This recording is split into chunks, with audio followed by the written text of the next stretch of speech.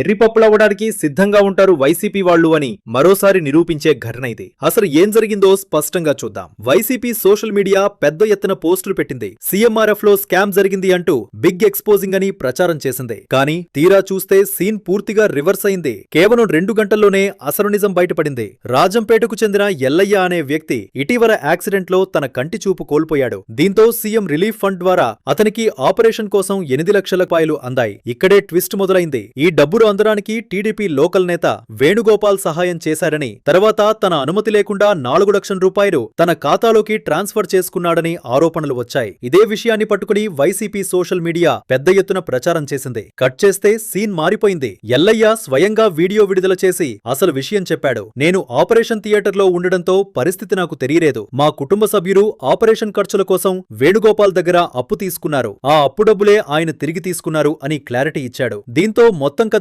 ఒక్కసారిగా తారుమారైంది. ఇది చూసిన తర్వాత ఫేక్ ప్రచారం చేయడం వైసీపీకి కొత్తేమీ కాదు అంటూ నెటిజన్లు కామెంట్స్ చేస్తున్నారు.